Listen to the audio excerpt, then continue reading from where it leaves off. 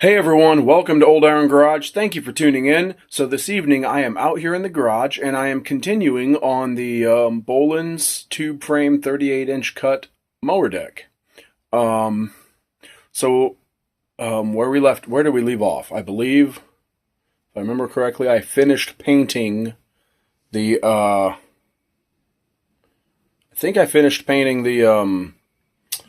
the shell. Since then, I have continued working, and I will show you what I've got done. It's not as much as I wanted to, but I have run into problem after problem after problem, and I will show you that here in a little bit. But first, let me show you the belt guard. Alrighty. So here's the belt guard. I had some dents to pound out and a little bit of rust to clean up here and there. I just worried about the worst of it. And the bottom side had to be all cleaned. And what else? I don't even remember what all I did to this thing. But anyways, then I scuffed it and did a final cleaning, like paint prep. And I sprayed the bottom and I let that bake for a couple hours in the sun, flipped it, and I sprayed the top. She's looking, well, as good as it's going to. All right, so this is where I've been struggling a bit. So the gearbox, if you watched the previous video, the original gearbox to this mower deck had some issues. And it was missing, give me a second. It was missing these. It only had these shims here. That's all it had. It didn't have both. So, yeah, that was a problem. So, yeah, anyway, I went ahead and took apart another gearbox, and it had what I needed, and I was just gonna go ahead and fix this gearbox. But oh no, wait, this is the original one. Sorry, I was gonna fix the other gearbox when I took apart, but then that gearbox, what did I find? Yeah, when I took out the oil seals, because I did want to replace the oil seals, this right here, that's really thin. It's a weak point around the input shaft where the seal goes inside the housing. That cracked. So, yeah. So I went back to the original one, and in trying to press out this bearing, which is the output shaft bearing, because this one's pretty rusted. I did get it to turn and move, but it was not happy. That bearing was really stuck in here, and in trying to get it out, I ended up whacked a little too hard, ended up cracking the housing, and the housing cracked before the bearing moved. So yeah, so can't use this. So then I was trying to find, I knew I had like multiple other complete gearbox assemblies, and I'm like, surely one of them's got to be good and ready to use, and I can just forget about the seals, and I'll just deal with a slightly leaky gearbox maybe. But could not find where I placed them, and there was a couple others that were a little bit older versions. So like the mounting plate / case cover piece was different. And I just decided I didn't want to cannibalize those gearboxes. I wanted to leave them as they were in case I needed to fix up an earlier mower deck, like an earlier production year mower deck. And I remembered, oh, I have a case piece, like just the case somewhere. So I started digging around. I found it, and this one's not perfect. It was a little boogered up around here, and there was a chip missing, just a minor chip. But I decided I'm going to give this one a try. So I cleaned it up, cleaned the bearings real good, got the bearings moving, and the bearings are, well, I think they're just good enough that they're usable. I'm going to deal with it for now. They're a lot better than the the output shaft bearing of the original gearbox. So they're usable. So I'm building this gearbox. Took a while, had a lot of really hard dried on crud on it, and it does have a damaged spot in there. As you can see, a bearing went bad and the gear got into the casing, but we go on the outside, there's no damage. It's not worn too thin. So yeah, I cleaned that up a little bit down there, took off like the burrs, so they didn't come off, so they didn't flake off or break off while this thing's running and get into the bearings or something. But I cleaned this up real good, and because this was slightly out of round, like it's just not like, it wasn't expanded, but it wasn't perfectly round anymore. So I did use some RTV around the inside where the seal presses in, and then I put the seal in, and that's what that black is that you see right there. I rubbed a little bit on there to help make sure that's sealed, or the excess that squished out, I just kind of wiped off some of it and left some to ensure that that seals around there. But yeah, I changed that seal and that seal, and I went ahead and did the same with the RTV around this one to make sure it's sealed around the outside of the seal. And I finally have a good case. I went through three cases till now I have a good one that I can finally reassemble. So yeah, that's that. That has not been fun. So now I'm going to reassemble this. I'm going to clean up this one here. This is not off of the original one, but that's fine. This one has a good gasket. I will be using Permatex, but at least the gasket is not in two pieces. So if you watch the video where I took apart the original gearbox, I was not able to save the gasket. It came out in two pieces. So I'm going to clean this up real good, and I'm going to use some RTV gasket maker and reseal this thing up with this gasket, and then I'll have a gearbox. Then I just gotta degrease it with some brake cleaner, let that dry, and paint it.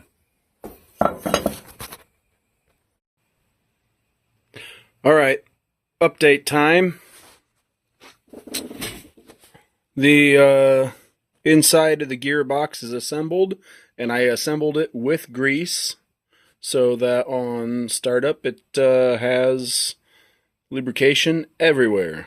And that grease will, as this gearbox heats up, that will melt and dissolve into the gear oil, and well, it'll just become gear oil.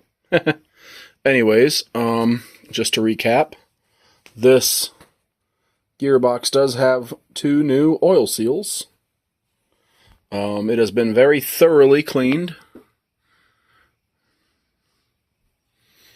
And just for the heck of it, the mold marks, I sanded those off lightly with the grinder, so it looks a little bit nicer when it's painted. Not that that matters, it's just I'm kind of meticulous. I'm kind of a bit of a perfectionist. So I had stated that I was using this piece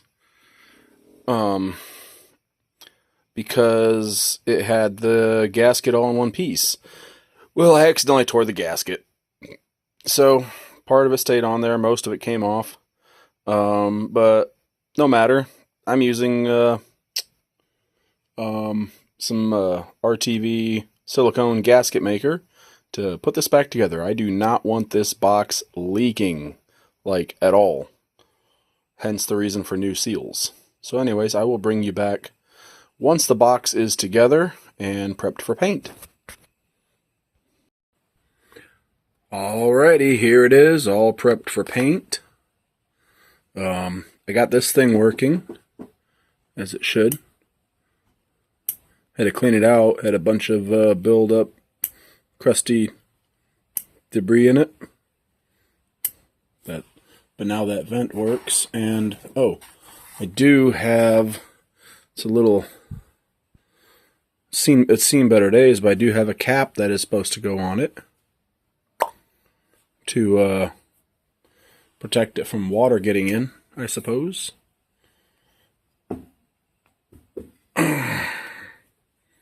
And this is about ready for paint. I I did seal this up with RTV. I wiped off as much excess on the outside as I could. Normally I leave that to help it seal, but since this has got to be painted, excuse me, yeah, since this has to be painted, I wanted to take that off. I do have to mask off these shafts yet, and then gonna paint it, gonna spray it. It is the next evening, and I've been working since this afternoon on the mower deck and or parts for it. And I'm out here at the edge of the driveway and concrete at the front of the garage, where I won't make a mess on the shop floor, cleaning parts. I got a bucket of kerosene, some leftover kerosene from mixing with diesel to run in my Chinese diesel heater and heat the garage over the winter, and I am cleaning parts so that I can assess their condition and decide what's going to get used and what's not going to get used. And some of the stuff, like the cast aluminum stuff that likes to oxidize and eventually crumble away, will get painted to protect it. And anyways, alright, I better get back to it. It is a few days later, and after some interruptions, I'm finally back working on this. So here we have some parts that are painted. Let me shift to the other side. Maybe you can see them better. There we go. Better lighting. There's a gearbox and part of the drive shaft for the PTO that goes directly onto the input shaft of the gearbox. And then just many more countless parts. I'm not going to show in fine detail and name every part. You know, just parts. There's the last of the parts that I have to go through and just kind of clean up and inspect. But anyways, let's move on through the messy garage. Over here on the bench, there's some more parts. Getting ready to start assembling some parts. Spindle housings. In case you didn't catch me saying it earlier, I decided to paint the cast aluminum parts that go under the deck, like the spindle housings, and the blade adapters, because they are notorious for rotting away. So, let's see if we can get a close-up. Some of them you can see there on the edge there, and maybe over here. See the little pit holes where they were starting to get eaten away from corrosion. Cleaned them up really well, and the paint is to kind of protect them from corrosion, but you know, there's more parts. That's with the shafts that those guide wheels go on. There's another part. I painted the blades to kind of help slow down the rust, because if you've ever looked up replacement blades for a Bolens tube frame mower deck, they're hard to come by. There's only I found 2 sources online, and they're not necessarily cheap. So yeah, just every time I take them off and sharpen and balance them, I'm gonna give them I'm gonna clean them up and give them a coat of paint first, just to kind of help protect them, because I don't remember which one it was, but there was some kind of deep pits from rust, like a few deep pits from rust on one of them that made me kind of think, well, maybe I ought to do something to kind of protect at least from rust. This will wear off from cutting grass, of course, but like I said, each year when I take these off to sharpen and balance, I'll just give them another coat.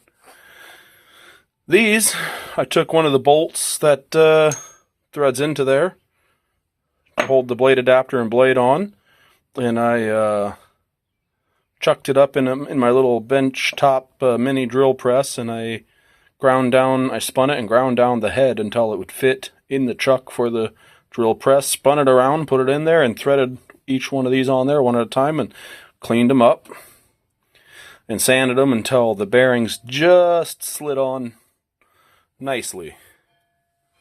The old bearings, not in the greatest shape. I mean, this one spins, but I don't know if you can hear it. I don't know if you're hearing that on camera, but then there's like, okay, this one you might be able to hear a little better. Maybe not. It's not doing it now, but just they're a little worn. Some of them, about 3 of them were a little worn, and 3 of them were a lot worn. Actually, one of them is completely seized. So I ended up ordering new bearings. You'll see those here in a bit. Maybe in the next video, maybe in this video, I'm not sure. But anyways, yeah. So I got all new bearings. I got a new belt back there. Bag of hardware. I went to the hardware store, which includes some of these. Some people call them, I